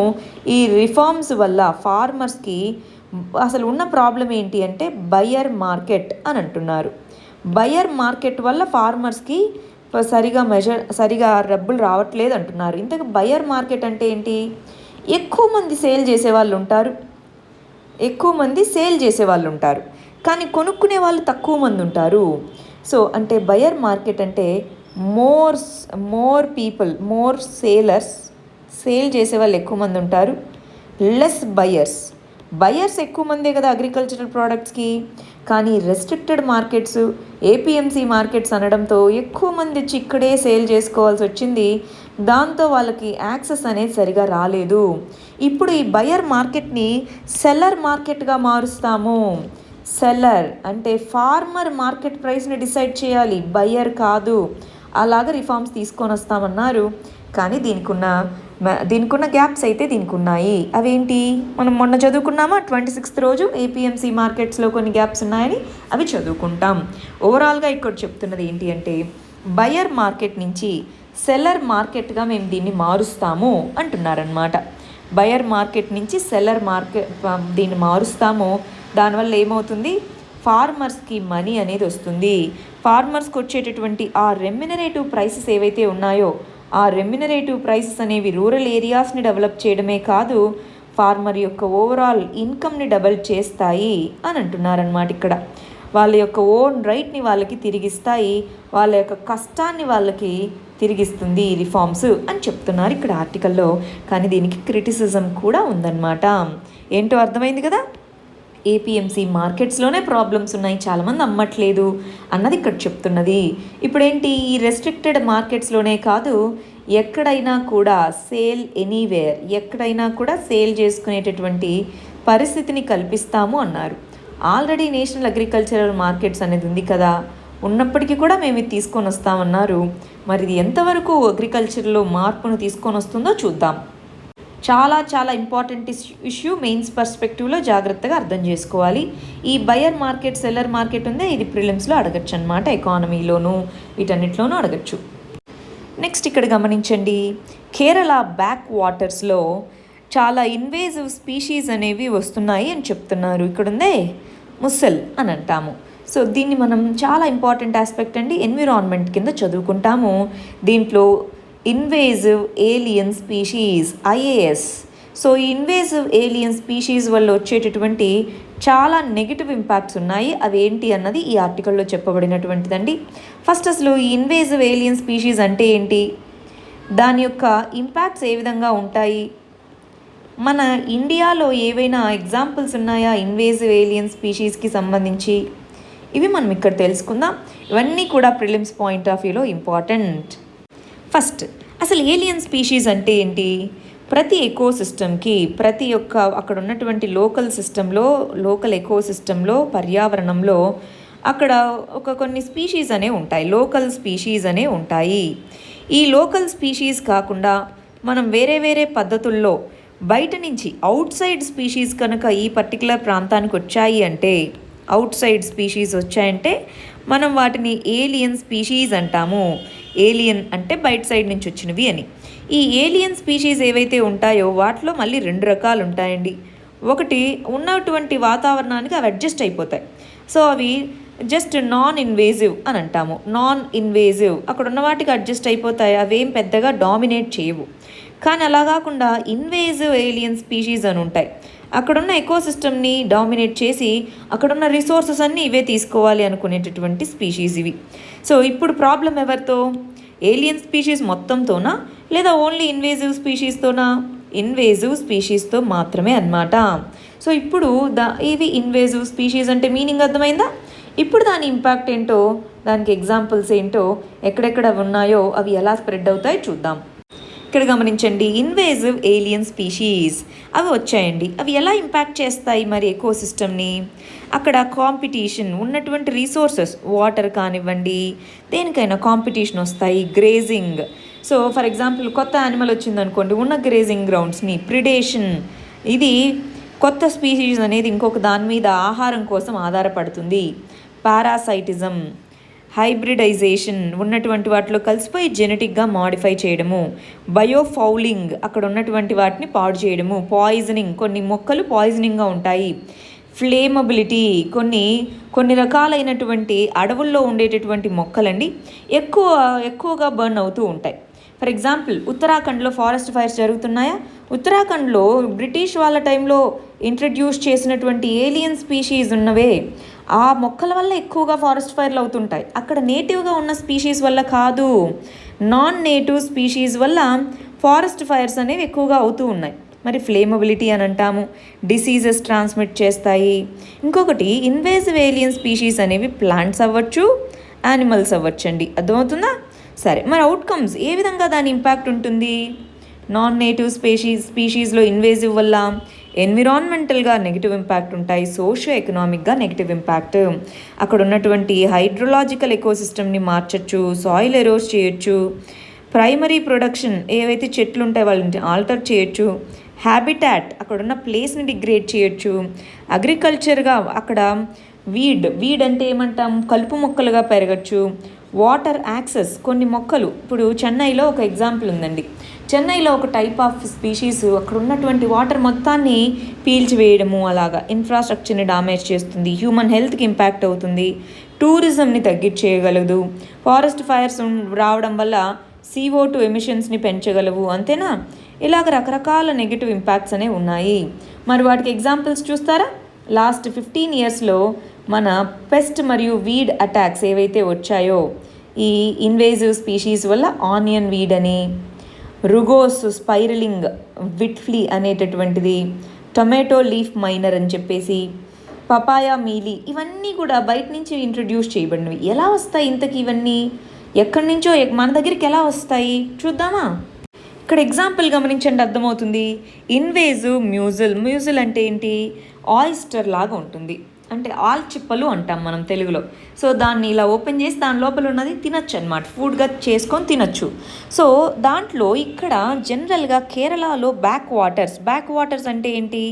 సముద్రం నుంచి, ఇది వాళ్ళకి ఉన్న తీరం ఇలా ఉందనుకోండి, సముద్రం నుంచి ఇలాగ వాటర్ కొంచెం ఇక్కడ లేక్స్ లాగా ఫామ్ అయి ఉంటుంది, అవి బ్యాక్ వాటర్స్ అంటాము. ఈ బ్యాక్ వాటర్స్లో చేరాయి. ఈ బ్యాక్ వాటర్స్ నుంచి మరి ఇది స్ప్రెడ్ అవుతుంది అన్నారు.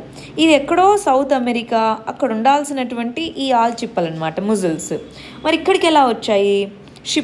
షిప్స్ అక్కడి నుంచి ఇక్కడికి వస్తూ ఉంటాయా? ఆ షిప్స్కి వాటికి ఉన్నటువంటి షిప్స్ యొక్క ఇంజన్స్ దగ్గర ఎక్కడో చోట అతుక్కొని ఉండి అవి ఇక్కడికి రావడం అలా జరుగుతూ ఉంటుంది. మరి ఇక్కడికి వచ్చేసి నేటివ్ స్పీషీస్ ఏవైతే ఉంటాయో ఆ నేటివ్ స్పీషీస్ ప్లేస్లో ఇవి పెరుగుతూ ఉన్నాయి. ఇవి ముందుగా ఉన్నటువంటి నేటివ్ స్పీషీస్తో పోలిస్తే తక్కువ సైజు ఉండడము ఇలా ఉన్నాయి. దీనివల్ల ఆహారంగా దీన్ని వాడుకోవచ్చు, కానీ ఇది అక్కడ ఉన్నటువంటి బయోడైవర్సిటీని తగ్గించడం మొదలుపెట్టింది. మరి ఎక్కడో షిప్స్ ద్వారా వస్తే ఏదో పోర్ట్ రీజన్లోనే ఎక్కడో ఉండాలి, మరి మిగిలిన లేక్స్లన్నిటిలోకి ఎలా వస్తుంది? ఇది ఎలా వచ్చిందంటే సైక్లోన్ ఓకీ. ఈ సైక్లోన్ వల్ల మనకి బాగా స్పీడ్గా గాలులు వీయడము ఇలాంటివి జరిగాయి. దాంతోపాటు ఫ్లడ్స్ వచ్చాయి. ఈ వరదల వల్ల ఒక ప్లేస్ నుంచి ఇంకొక ప్లేస్కి వాటర్ ద్వారా ఇవి వచ్చి చేరడం జరిగిందనమాట. ఇది ఎగ్జాంపుల్, రైట్? ఇలాంటి ఎగ్జాంపుల్స్ 2-3 రాసి పెట్టుకుంటే ఒకవేళ మెయిన్స్లో ఏదైనా క్వశ్చన్ అడిగినప్పుడు రాసుకోవచ్చు, లేదా డైరెక్ట్గా అడగచ్చు. కేరళ బ్యాక్ వాటర్స్లో రీసెంట్గా కనిపించినటువంటి ఇన్వేజివ్ స్పీషీస్ ఏంటి అని.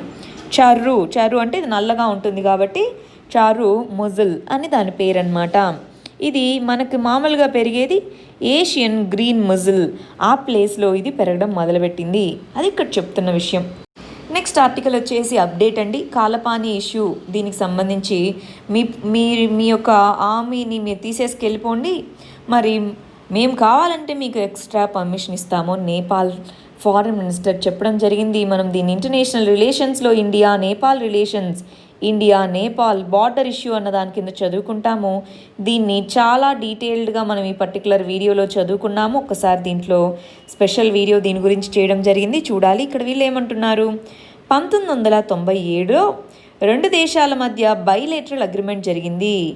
ఆ బైలేటరల్ అగ్రిమెంట్లో ఏమని చెప్పారు, 2 దేశాలు మంచిగా ఈ పర్టికులర్ విషయాన్ని సాల్వ్ చేసుకుందాం అన్నారు కదా, మరి మీరు ముందుగా ఆ ప్లేస్ని ఖాళీ చేయండి, వెకేట్ చేయండి, ఆ తర్వాత చూద్దామన్నారు. అక్కడ మనకి గుర్తుంటే కాలాపాని దగ్గర లిపు లేక్ అనేది ఉంది. అది స్ట్రాటజికల్గా డిఫెన్స్ కోసం మనకి చాలా చాలా ఇంపార్టెంట్ రీజన్, స్ట్రాటజిక్గా ఇంపార్టెంట్ రీజన్, చైనాతో ట్రేడ్ కోసం ఇంపార్టెంట్ రీజన్. సో మనం దాన్ని అంత త్వరగా వదులుకోము. వాళ్ళు కూడా కన్ఫ్యూజన్ ఉంది, ట్రీటీలో కన్ఫ్యూజన్ ఉందన్నమాట. మనకి సుగాలి ట్రీటీ అని ఒకటి ఉందండి. ఈ సుగాలి ట్రీటీ గురించి మనం ఈ వీడియోలో చూసుకున్నాం, ఒకసారి చూడండి. ఈ ట్రీటీని ఫాలో అవ్వండి అని వాళ్ళు అడుగుతున్నారు. మనం అన్నాము అది ఎప్పుడో బ్రిటిషర్స్ టైంలో ఉంది, అక్కడ చెప్పిన దాని ప్రకారం చూసినా ఆ తర్వాత చూసినా కూడా ఈ కాలాపాని రీజన్ ఇండియాదే అని మనం అంటున్నాం, వాళ్ళేమో కాదు అని. మరి దీన్ని బైలేటరల్గా శాంతియుతంగా 2 దేశాలు సాల్వ్ చేసుకోగలగాలి. మెయిన్స్లో అడిగితే ఇలా రాస్తాము, బైలేటరల్గా 2 దేశాలు పీస్ఫుల్గా సాల్వ్ చేసుకోగలగాలి, టెన్షన్స్ని పెంచుకోకుండా. నెక్స్ట్ ఆర్టికల్ గమనించండి, ఎంఎస్ఎంఈస్కి రిస్క్ ఫ్రీ, వాటిని రిస్క్ ఫ్రీగా చేస్తాము అని అంటున్నారు. దీన్ని మనం దేంట్లో చదువుకుందాం, ఎకానమీలో చదువుకుందాము. ఎందుకు రిస్క్ ఫ్రీ? ఇప్పుడు ఈ కోవిడ్-19 వచ్చిందా, దీనివల్ల వచ్చినటువంటి ఎకనామిక్ ఇంపాక్ట్ ఉందా? ఈ ఎకనామిక్ ఇంపాక్ట్ ఏదైతే ఉందో ఈ ఎకనామిక్ ఇంపాక్ట్ని తగ్గించాలి, ఎకనామిక్గా ఉన్న నెగిటివ్ ఇంపాక్ట్ని తగ్గించాలి అంటే కొన్ని ఏరియాస్ మీద ఫోకస్ చేయాలి. వాటిలో MSMEs, micro small and medium enterprises important aspect అన్నారు.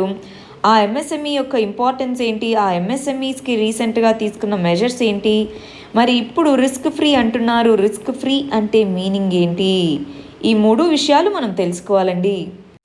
ఇంతకీ ఎంఎస్ఎంఈ అంటే ఏంటి? ఇదిగో ఇక్కడ చెప్పిన క్లాసిఫికేషన్ ప్రకారం మైక్రో, స్మాల్, మీడియం ఈ క్రైటీరియాని కనుక ఫాలో అయితే వాటిని ఎంఎస్ఎంఈ ఇండస్ట్రీ అని అంటాము. మనం దీని గురించి డీటెయిల్డ్గా చూసింది కూడా ఉంది, ఒకవేళ అది చూడకపోయినా ఇక్కడ రివిజన్ చేసుకుంటాము. ఎంఎస్ఎంఈ అన్నది మన జీడిపిలో 29% అది కాంట్రిబ్యూట్ చేస్తుంది. Micro, small and medium enterprises మన ఎక్స్పోర్ట్స్లో 48% ఎంఎస్ఎంఈ ద్వారానే జరుగుతున్నాయి. మరి ఇలాంటి కంటెక్స్ట్లో అది మనకి ఇంపార్టెంట్. ఎంప్లాయ్మెంట్లో 11 కోట్ల మందికి 11.1 మిలియన్ పీపుల్కి ఇది ఎంప్లాయ్మెంట్ని ప్రొవైడ్ చేస్తుంది అంటున్నారు. సో 111 మిలియన్ అంటే 11 crores సుమారుగా వాళ్ళకి మనము ఎంప్లాయ్మెంట్ అనేది దీని కింద వస్తుంది, రైట్? అలాంటి టైంలో మరి ఇది ఇంపార్టెంట్. అవును, ఎవరు కాదన్నారు. అయితే ఇప్పుడు రిస్క్ ఫ్రీ చేయడానికి దీనికి ఏంటి సంబంధం, అది చూద్దామా? ఏంటి ఇక్కడ విషయము అంటే మనకి వీటికి లోన్స్ ఇవ్వమని అడిగామండి. ఆర్బీఐ అన్నది లోన్స్ ఇవ్వమని అడిగింది.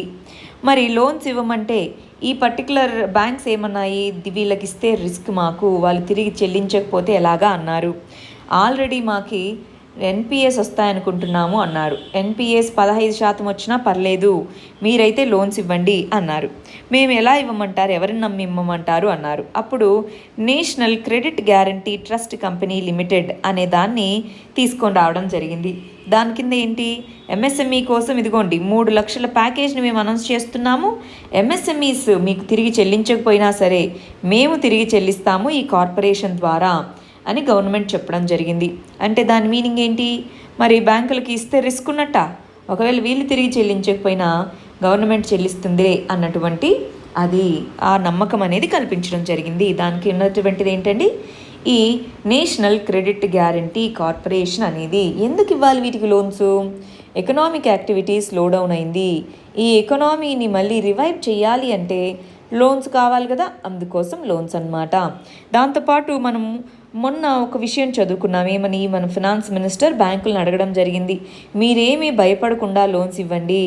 ఇదిగో 3 Cs అని చెప్పింది.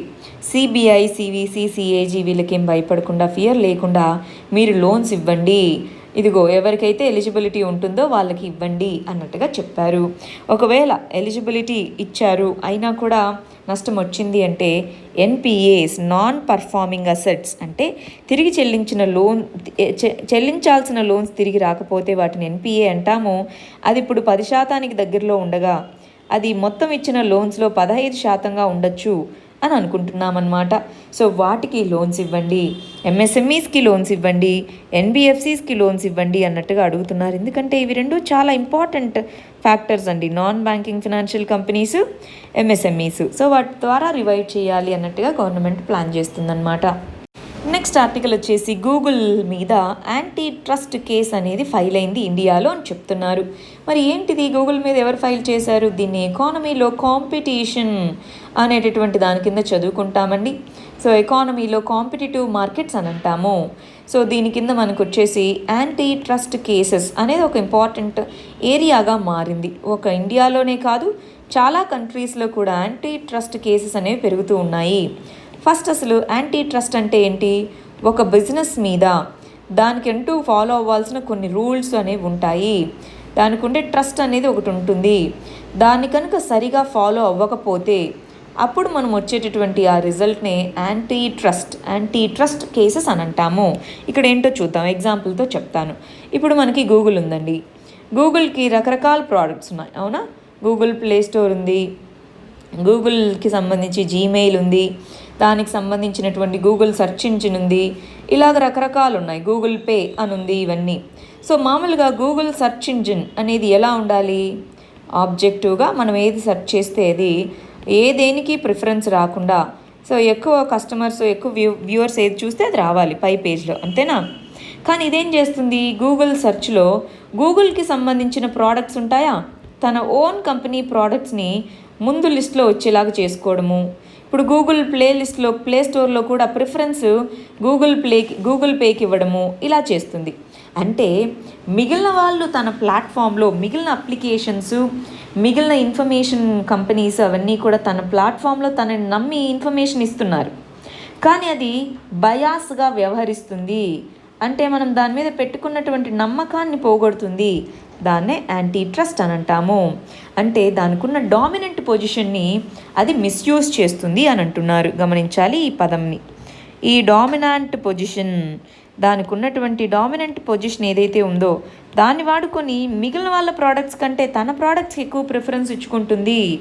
మరి దానివల్ల మార్కెట్లో డిస్టార్షన్స్ వస్తాయి అని చెప్తూ, మరి దీన్ని ఒకవేళ నిజంగానే ఇది కాంపిటీషన్ని మరి తగ్గించినట్టే కదా అండి.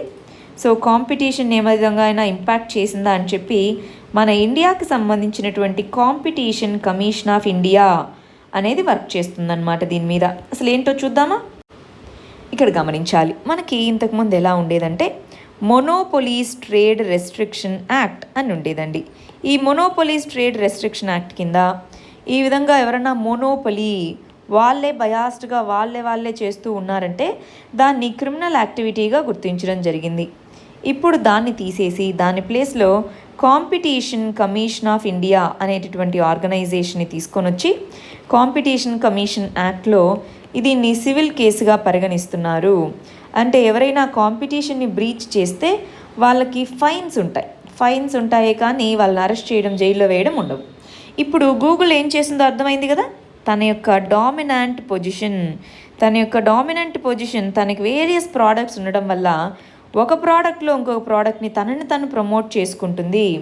సో ఇంతకుముందు కూడా చూడండి, కాంపిటీషన్ కమిషన్ ఆఫ్ ఇండియా ఇది స్టాట్యూటరీ బాడీ అండి.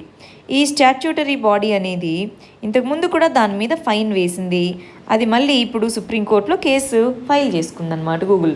సో అదెందుకు, ఇంతకుముందు తన యొక్క ఈ గూగుల్ అనేది మిగిలిన వాటి కంటే కూడా సర్చ్లో తన యొక్క ప్రోడక్ట్స్కి ఎక్కువ ప్రిఫరెన్స్ ఇస్తుంది. అది కాంపిటీషన్కి విరుద్ధం అని చెప్పి ఫైన్ వేశారు. కానీ అది మళ్ళీ కోర్టుకు వెళ్ళింది. చూడండి, ఓవరాల్గా 3 కేసులు అనేవి దాని మీద ఫైల్ అయ్యాయి. 2018లో గూగుల్ మీద $21 మిలియన్ సర్చ్ బయాస్ ఉంది అని చెప్పి ఫైన్ వేయడం జరిగింది. దాంతోపాటు లాస్ట్ ఇయర్ 2019లో CCI అనేది గూగుల్ అనేది తన యొక్క డామినెంట్ పొజిషన్ ఉపయోగించి స్మార్ట్ ఫోన్ మ్యానుఫ్యాక్చరర్స్ ఎవరైతే ఉన్నాయో వాళ్ళు ఆల్టర్నేటివ్ వర్షన్స్కి వెళ్లకుండా తన యొక్క ఆండ్రాయిడ్ మొబైల్ ఆపరేటింగ్ సిస్టమ్నే వాడుకోవాలి అన్నట్టుగా చేస్తుంది. దాంతోపాటు ఇప్పుడు గూగుల్ పే అనేది మామూలుగా మనకు తెలుసు కదా, దీని ద్వారా ఫండింగ్ చేసుకోవచ్చు. మరి దీనికి కాంపిటీటర్స్ ఉన్నారు కదా, సాఫ్ట్ బ్యాంక్ అనే దాని ద్వారా స్పాన్సర్ చేయబడేటటువంటి పేటిఎం కానీ, వాల్మార్ట్ ద్వారా స్పాన్సర్ చేయబడే ఫోన్పే కానీ ఇవి ఉన్నాయి కదా. మరి వాటన్నిటికీ కాంపిటీషన్ ఉండాలి, కానీ ప్రిఫరెన్స్ ఇస్తే ఎట్లా? అది ఇప్పుడు ఉన్నటువంటి కేసు అన్నమాట. డామినెంట్ పొజిషన్ అది మిస్యూజ్ చేసుకుంటుంది అన్నది కేసు. సో దాని గురించే ఇక్కడ చెప్పడం జరిగిందండి. యాంటీ ట్రస్ట్ అన్నది చాలా జనరల్ టర్మ్ అన్నమాట. ఈ కంటెక్స్లో మనం ఏమేమి తెలుసుకోవాలి? ఇదిగో దాని యొక్క ఆండ్రాయిడ్ స్టోర్లో ఈ గూగుల్ పే యాప్ అనేదే ఫస్ట్ రావడం అన్నమాట. దానివల్ల అన్ఫేర్గా దానికి ఎడ్జ్ ఉంటుంది కదా, అందుకని చెప్పేసి ఇప్పుడు ఇదిగో 2018లో ఆల్రెడీ ఫైన్ వేసింది. ఇదేనా మనం ఇందాక చదువుకుంది, ఈ విధంగా చేయడము. మరి దీని మీద ఎవరు ఇప్పుడు కంప్లైంట్ వచ్చింది? CCI, competition commission of India. ఇది నిజంగానే ఈ గూగుల్ అనేది అబ్యూస్ చేస్తుందా తన యొక్క మార్కెట్ పొజిషన్ని అని చెప్పి ముందుగా ఒక కమిటీని వేసుకొని చూస్తుంది. అవును అంటే ఫైన్ వేస్తుంది అన్నమాట. మరి వాళ్ళ లాస్ట్ ఆర్టికల్ వచ్చేసి ట్రూ కాలర్ అనే యాప్ మన మొబైల్ ఫోన్లో వాడుతుంటే అది మనము డేటా మొత్తాన్ని ట్రూ కాలర్ నుంచి తీసుకొని డార్క్ వెబ్లో పెట్టారు అన్నారు. సో అది లీక్ బయటకు వచ్చింది అన్నారు. ఆ లీక్ ఇప్పటిది కాదు, 2019ది అన్నారు. సో దీన్ని ఎందుకు ఇచ్చానంటే అండి, ఎగ్జాంపుల్గా వాడుకోవడం. రీసెంట్గా ట్రూ కాలర్ దీనికి సంబంధించిన డేటా అన్నది డార్క్ వెబ్లో పెట్టడం జరిగింది. ఆధార్ కార్డుకి సంబంధించిన డేటాని దీంట్లో పెట్టడం జరిగింది. కొన్ని జాబ్ పోర్టల్స్కి సంబంధించిన డేటాని రీసెంట్గా వీటిలో పెట్టడం జరిగింది. ఇవి గుర్తున్నాయనుకోండి, మెయిన్స్లో రీసెంట్గా సైబర్ థ్రెట్స్ అన్నటువంటి క్వశ్చన్ ఏదైనా వచ్చిందనుకోండి, సైబర్ థ్రెట్స్ ఏమేం జరిగాయి అని, అప్పుడు ఎగ్జాంపుల్స్గా దీన్ని వాడుకోవాలి. దీంట్లో ఏం జరిగింది డీటెయిల్స్కి వెళ్ళాల్సిన అక్కర్లా, ఎగ్జాంపుల్గా వాడుకోవాలి. అసలు ఈ డార్క్ నెట్ అంటే ఏంటో, డార్క్ వెబ్ అంటే ఏంటో తెలుసుకోవడానికి 24వ తేదీ వీడియోని చూసి రివిజన్ చేసుకోండి. ఇవి ఇవాల్టి మన ఆర్టికల్స్. సరే, నిన్న మనం ఇచ్చిన క్వశ్చన్కి మన స్టూడెంట్స్ ఎలా ఆన్సర్ రాశారో చూద్దాం. అయితే ఇక్కడ కొన్ని విషయాలు, ఈ ఆన్సర్స్ అన్నీ కూడా మనకి నిన్నటి వీడియోలో ఉన్నటువంటి కమెంట్ సెక్షన్లో ఉంటాయి. సో ఇక్కడ సరిగా కనిపించట్లేదు, ఎవరన్నా చదవాలి అనుకున్న వాళ్ళు నిన్నటి వీడియోలో కమెంట్ సెక్షన్కి వెళ్ళి చదవచ్చు. సో నేను ఆన్సర్స్ ఆల్మోస్ట్ 10 స్టూడెంట్స్ అలా రాస్తున్నారు ఎవ్రీడే. సో వాటిలో కొన్నిసార్లు ఒక 5-6 ఆన్సర్సే పెడుతున్నాను. ఆల్మోస్ట్ చాలాసార్లు అయితే రాసిన అందరు స్టూడెంట్స్ ఆన్సర్స్ పెట్టడానికి ట్రై చేస్తున్నాను. కొన్నిసార్లు మరి మిస్ అవుతున్నాయి, నేను స్క్రీన్ షాట్స్ తీసి పెట్టుకున్నాక మీరు పోస్ట్ చేయడము అలా ఉన్నప్పుడు అనమాట. సో డిస్క్రిమినేషన్ అలాగేమీ ఉండదు. జనరల్గా ఏ ఆన్సర్ కనిపించినా నేను సెట్ చేస్తూ ఉంటానండి. ఇక్కడ బాగుందా బాగాలేదా అన్నది కూడా నేను చూడను అనమాట. బాగా రాసారా లేదా అన్నది వీడియోలో చెప్తాను మీకు, అక్కడ బాగా రాసినవి తీసుకొని చెప్పడం అలాగేమీ ఉండదు. మూడోది, కొంతమంది ఆన్సర్స్ 3-4 పేజెస్ వచ్చేలాగా లెంగ్తీగా రాస్తున్నారు. దానివల్ల నాకేమవుతుంది, స్క్రీన్ షాట్స్ తీసుకొని ఇక్కడ ప్లేస్ చేసుకోవడానికి కుదరట్లేదు. సో జనరల్గా కూడా ఈ రూల్ ఫాలో అవ్వాలి, 250 వర్డ్స్లో కంప్లీట్ చేసుకోవాలి. నాకు స్క్రీన్ షాట్ తీసుకొని ఇక్కడ ప్లేస్ చేసుకునేలాగా ఉండాలి కంఫర్టబుల్గా. సో అలా లేకున్నప్పుడు చాలా ఇబ్బంది అవుతుందన్నమాట. సరే, ఇవి జనరల్ గైడ్లైన్స్. సరే, మరి ఆన్సర్ ఎలా రాశారో చూద్దాం. ఈ స్టూడెంట్ ఇండియా అనేది సెల్ఫ్ రిలయంట్ అవ్వాలంటే హ్యూమన్ క్యాపిటల్ మరియు R&D మీద ఇన్వెస్ట్ చేయాలి అన్నాము. ఇక్కడ ఇంట్రడక్షన్లో రీసెంట్గా గవర్నమెంట్ అనేది ఆత్మ నిర్భర్ అభియాన్ కింద సెల్ఫ్ రిలయంట్గా ఉండాలి అంది. దానికి సంబంధించి హ్యూమన్ క్యాపిటల్ మీద ఎందుకు ఇన్వెస్ట్ చేయాలి, దానికి సంబంధించి ఎలా ఇన్వెస్ట్ చేయాలి, ఏం చేయాలని రాశారు. ఇక్కడ స్కోప్ అర్థం చేసుకోవాలి. క్వశ్చన్లో ఏమిచ్చాము, హ్యూమన్ డెవలప్మెంట్ మీద అంటే హ్యూమన్ క్యాపిటల్ మీద ఇన్వెస్ట్ చేయాలి, R&D మీద ఇన్వెస్ట్ చేయాలి అన్నాము, రీసెర్చ్ అండ్ డెవలప్మెంట్ మీద. మరి టెక్నాలజీ ఉండాలి అంటే రీసెర్చ్ అండ్ డెవలప్మెంట్ కంపల్సరీగా ఉండాలి. మరి ఈ కాంపోనెంట్ మీరు ఇక్కడ మిస్ అయ్యారు, ఒకసారి చూసుకోవాలి. హ్యూమన్ క్యాపిటల్ అన్నది మీరు హాఫ్ ఆన్సర్గా పెట్టుకోండి, మిగిలిన హాఫ్లో R&D దీని మీద కూడా ఇన్వెస్ట్ చేయాలి, ఎలా చేయాలి, ప్రాబ్లమ్స్ అవి రాసుకోవాలి. ఈ స్టూడెంట్ గమనించండి, రీసెంట్గా ఇచ్చిన దాంట్లో సో గవర్నమెంట్ దీనికి సంబంధించి ఏమేమి మెజర్స్ ప్రపోజ్ చేశారు అని ఇచ్చారు. ఇక్కడ బాగా గుర్తుంచుకోవాలండి, నీడ్ ఏంటి అని రాయాలి. ఇక్కడ ఇండియా అనేది సెల్ఫ్ రిలయంట్గా అవ్వాలి అంటే దీనికి ఎందుకు హ్యూమన్ క్యాపిటల్ మీద ఇన్వెస్ట్ చేయాలి, ఎందుకు R&D మీద ఇన్వెస్ట్ చేయాలి, ఆ రీజన్స్ లాజిక్స్ రాయాలి. ఇప్పుడు ఏం చేశారు అని కాదు, గవర్నమెంట్ ఇవన్నీ చేసింది అని కాదు, ఎందుకు ఇన్వెస్ట్ చేయాలో చెప్పాలి. కావాలంటే అక్కడ మీరు ఇదిగో ఎగ్జాంపుల్గా గవర్నమెంట్ ఇది చేసిందని రాయొచ్చు. క్వశ్చను ఎందుకు ఇన్వెస్ట్ చేయాలి అని అడుగుతున్నాం అనమాట. దాని మీద ఇన్వెస్ట్ చేయాలి అంటున్నారు, ఎందుకు అన్నది మీరు రాయాల్సింది. ఇక్కడ చూడండి, సెల్ఫ్ రిలయంట్ ఇండియాగా ఉండాలి. దీంట్లో ఇండియాస్ R&D, ఇండియా యొక్క R&Dలో మనం రాసుకున్న వాటిలో ఎందుకు సెల్ఫ్ రిలయన్స్ ఉండాలో చెప్పారు. దానికి మీరు పాయింట్స్ స్పెసిఫిక్గా రాయాలండి. మీరు ఎగ్జాంపుల్ని రాస్తూ వచ్చారు కదా, ఇక్కడ పాయింట్స్ స్పెసిఫిక్గా రాయండి. సెల్ఫ్ రిలయన్స్ ఉండాలంటే ఇదిగో దానికి కాస్ట్ ఎఫెక్టివ్గా ఉంటుంది, టెక్నాలజీ ఏజ్ కాబట్టి, అలాగా ఎక్స్క్లూజివ్గా రాయగలగాలి మీరు, రైట్. ఇక్కడ నీడ్ ఏంటి, ఇది వస్తే ఏమవుతుంది అని రాయాలి. ప్రతి ఒక్కరు కూడా ఆన్సర్లో స్కోప్ అనేది ఉంటుంది. దాంట్లో అడిగింది ఏంటి, దాంట్లో ఇన్వెస్ట్ చేయాలన్నారు, ఎందుకు చేయాలో రాయాలి. ఆల్రెడీ ఇవి చేశాము అన్నది కొద్దిగా ఎగ్జాంపుల్స్ ఏమైనా ఉంటే ఇవ్వండి. ఫర్దర్గా ఏం చేయాలి, వే ఫార్వర్డ్ ఏంటి అన్న దాని మీద ఫోకస్ చేయండి. 3 పాయింట్స్ ఆన్సర్లో కవర్ అయ్యే విధంగా రాసుకోవాలి. ఇక్కడ గమనించండి, దీంట్లో సెల్ఫ్ రిలయంట్గా ఉండాలి. హిస్టారికల్గా మనకి ఎర్లీ స్టేజ్ ఆఫ్ ఇండిపెండెన్స్ నుంచి చూస్తే కూడా ఈ సెల్ఫ్ రిలయన్స్ అనేది ఇంపార్టెంట్. ఎందుకు ఇంపార్టెంట్ అని చెప్తున్నారు చూడండి. గుడ్, సెల్ఫ్ రిలయంట్ ఇండియా ఎందుకు ఇంపార్టెంట్ అన్నది ఇక్కడ పాయింట్స్ రాశారు చూడండి. సో ఇవి రాసుకోవాలి. ఇంకా ఏం చెయ్యాలి అని ఇక్కడ ఇస్తున్నారు. సో ఇక్కడ ఏమేం చేయాలి, వేటి మీద ఇన్వెస్ట్ చేయాలి, వే ఫార్వర్డ్ ఏంటి అని ఇచ్చారు చూసారా. సో ఇంకొంచెం ఎగ్జాంపుల్స్ రాసుకుంటే బాగుంటుంది, బట్ ఓవరాల్గా గుడ్ ఆన్సర్ అండి. ఇక్కడ ఈ స్టూడెంట్ చూడండి, సెల్ఫ్ రిలయంట్గా ఉండాలి. దాంట్లో role of utilization of human resources ఏంటి, రోల్ ఆఫ్ R&D ఏంటి సెల్ఫ్ రిలయంట్కి సంబంధించి, మిగిలినాక ఏ ఫీల్డ్లో సెల్ఫ్ రిలయంట్గా ఉంటే మన కంట్రీ అనేది ముందుకెళ్తుంది అన్నట్టుగా ఇక్కడ రాశారు. ఎస్, ఇక్కడ పాయింట్ వైజ్గా రాసుకోండి. మీరు ఇక్కడ పారాగ్రాఫ్స్ లాగా రాసినట్టున్నారు కదా. సో పాయింట్ వైజ్గా నీట్గా ఆర్గనైజ్ చేసుకునే దానికి కొంచెం ఇంపార్టెన్స్ ఇవ్వండి. సరే, ఇక్కడ చూద్దాం. స్వావలంబన, సెల్ఫ్ రిలయన్స్ అంటే స్వావలంబన అంటారు. మరి మానవ వనరుల్లో భారతదేశం పెట్టుబడి పెట్టడానికి ఎందుకు అవుతుంది, నీడ్ రాశారు చూడండి. పరిశోధనల్లో దాంట్లో ఏం చేయాలి దాంట్లో ఎందుకు ఇన్వెస్ట్ చేయాలి, ఎందుకు దాని మీద ఫోకస్ చేయాలన్న నీడ్ రాశారు చూడండి. వే ఫార్వర్డ్లో కొంచెం మీరు ఈ రెండిట్లో ఆల్రెడీ మనం చేస్తున్నాం కదా, ఇంకా ఫర్దర్గా ఎలా మూవ్ అవ్వాలి అన్నటువంటి దాన్ని ఇంకొంచెం ఎలాబరేటెడ్గా రాసుకోండి. బట్ ఓవరాల్గా క్వశ్చన్కి ఆన్సర్ అయితే అందించగలిగారు. సరే, ఇక్కడ గమనించండి, సెల్ఫ్ రిలయంట్ ఇండియా దాంట్లో ఎందుకు ఇన్వెస్ట్ చేయాలి, నీడ్ ఏంటో రాసుకున్నారు. R&D, రీసెర్చ్ అండ్ డెవలప్మెంట్ మీద నీడ్ ఏంటో రాసుకున్నారు. ఎలా చేయాలి అని రాయండి. ఇక్కడ వే ఫార్వర్డ్ ఇంకొంచెం బాగా రాయండి, అప్పుడు ఆన్సర్ ఇంకా బాగుంటుంది. నీడ్ అయితే రాశారు, వే ఫార్వర్డ్ మీద ఫోకస్ పెట్టండి. ఇక్కడ చూడండి, సెల్ఫ్ రిలయంట్ అవ్వాలి. దీనికోసం ఇండియా అనేది ఇన్వెస్ట్మెంట్స్ వీటన్నిటి మీద పెట్టాలి, ఏమవుతుంది దానివల్ల అని రాశారు చూడండి. నీడ్ ఏంటి, ఎందుకు కావాలో అని రాశారు. మరి దానికి సంబంధించి కొన్ని ప్రాబ్లమ్స్ ఉన్నాయి, వాటిలో ప్రాబ్లమ్స్ రాశారు. దాన్ని ఏ విధంగా సాల్వ్ చేయాలి, ఇక్కడ మీరు కొంచెం వే ఫార్వర్డ్ అని హెడ్డింగ్ పెట్టుకొని నీట్గా వాటిని పాయింట్స్ ఫామ్లో ప్రజెంట్ చేయండి. ఓవరాల్గా కంటెంట్ ఉంది, కొంచెం ప్రజెంటేషన్ ఇంప్రూవ్ చేసుకోవడమే. ఇక్కడ గమనించండి, గ్లోబలైజేషన్ టైంలో సెల్ఫ్ రిలయన్స్ అనేది ఉండాలి అంటున్నారు. దీంట్లో మనకి ఉన్నటువంటి రీసోర్సెస్ చాలా ఉన్నాయి అంటున్నారు. మరి దీంట్లో స్పెసిఫిక్గా క్వశ్చన్ని అడ్రస్ చేయగలగాలండి. వాళ్ళు అడుగుతున్న దాంట్లో ఇన్వెస్ట్ చేయాలి అన్నారు కదా. సో మరి దాంట్లో ఎందుకు హ్యూమన్ రిసోర్సెస్ మీద ఇన్వెస్ట్ చేయాలి, ఎలా చేయాలి, ఎందుకు R&D మీద ఇన్వెస్ట్ చేయాలి, ఎలా చేయాలి, అలా స్పెసిఫిక్గా రాసుకోండి. ఓవరాల్గా ఇలా పారాగ్రాఫ్స్ అన్నవి ఇప్పుడున్నటువంటి ఈ GS ఆన్సర్స్లో కొన్నిటికి యూజ్ అవుతుంది. ఇక్కడ మీరు పాయింట్స్ రాస్తే బాగుంటుంది అన్నది నా ఒపీనియన్ అనమాట. దానికి ఎగ్జాక్ట్గా తగ్గ పాయింట్స్ రాయాలి, క్వశ్చన్కి తగ్గ పాయింట్స్, స్కోప్ అర్థం చేసుకుంటూ రాయాలి.